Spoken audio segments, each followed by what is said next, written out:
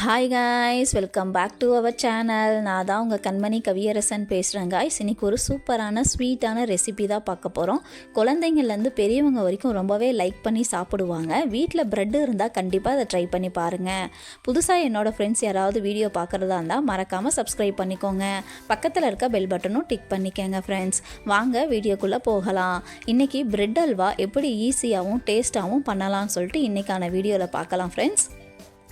இன்றைக்கி நான் 10 பிரெட் அளவுக்கு எடுத்திருக்கேன். இதில் சைடில் வந்து அந்த லேயராக இருக்குது இல்லைங்களா, இதை வந்து நம்ம கட் பண்ணி எடுத்துக்கலாம்.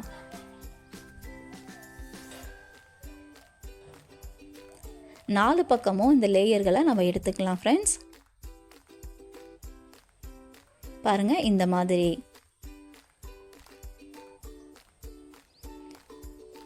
இதை வந்து ரெண்டு பீஸாக நம்ம கட் பண்ணி எடுத்துக்கலாம். சப்போஸ் நீங்கள் வாங்குகிற மில்க் ப்ரெட்டு கொஞ்சம் சைஸ் பெருசாக இருந்தால் 3 பீஸாக கூட போட்டுக்கோங்க.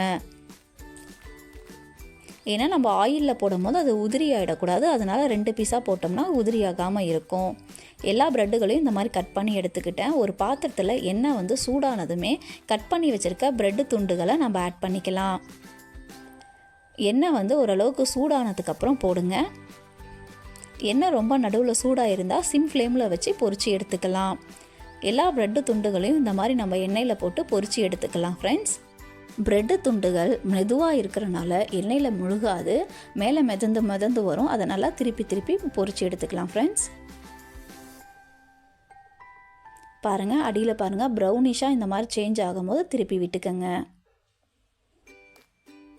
இது ஃபஸ்ட்டு ஸ்டேஜுங்கிறனால எண்ணெய் வந்து கொஞ்சம் ஸ்லோவாகவே தான் வந்து ஹீட் ஆச்சு. நம்ம செகண்ட் ஸ்டேஜுக்கு வந்து ப்ரெட்டு வந்து போட்டதுமே ஃபுல்லாக ப்ரௌன் ஆகிடுச்சு ஃப்ரெண்ட்ஸ்.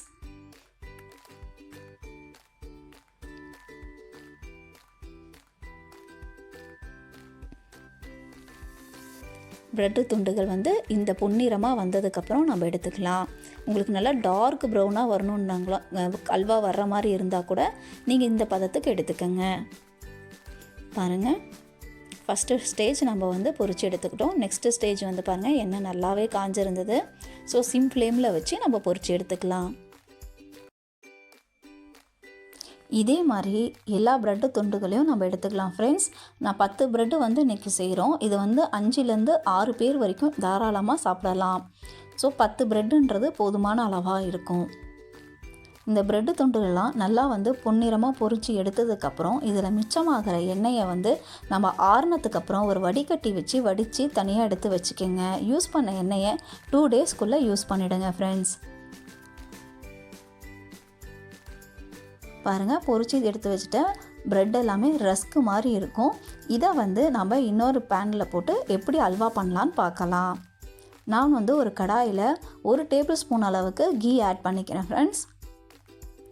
இந்த கீ மெல்ட் ஆகி கரைஞ்சதுமே நான் 15 முந்திரி பற்களை நான் ஆட் பண்ணிக்கிறேன்.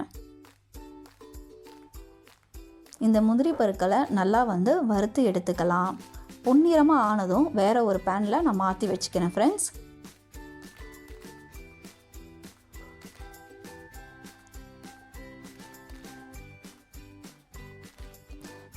அதுக்கப்புறம் 10 திராட்சைகளை நான் இதில் ஆட் பண்ணிக்கிறேன். திராட்சைகளை அந்த ஹீட்லேயே வந்து நல்லா வறுத்து எடுத்துக்கலாம். இதையும் வேறு ஒரு தட்டில் மாற்றி வச்சுக்கலாம்.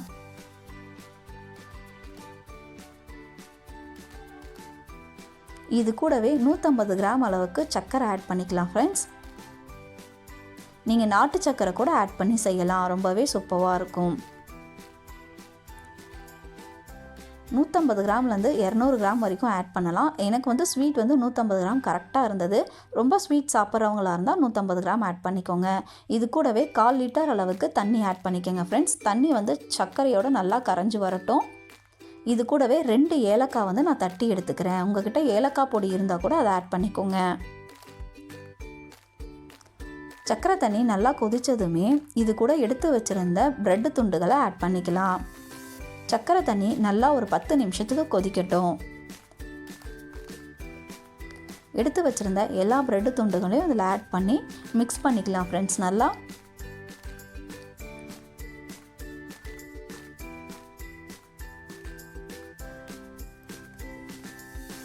நீங்கள் மிக்ஸ் பண்ண இந்த மாதிரி தான் வரும். அந்த பாகுல படப்பட உங்களுக்கு வந்து அந்த ரஸ்க் துண்டுகள் வந்து நல்லாவே கரைஞ்சிடும். பாருங்கள் இந்த மாதிரி நல்லா அமுத்தி விட்டு நல்லா மிக்ஸ் பண்ணிக்கங்க. நல்லா வதங்கினதுக்கப்புறம் இது கூடவே 1 கிளாஸ் அளவுக்கு நான் பால் ஆட் பண்ணிக்கிறேன்.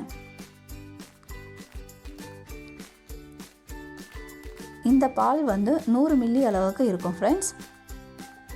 பால் கொட்டினதும் திரும்பவும் கொஞ்சம் தண்ணி பதத்துக்கு வரும். திரும்ப நல்லா அமுத்தி மிக்ஸ் பண்ணி விட்டுக்கங்க.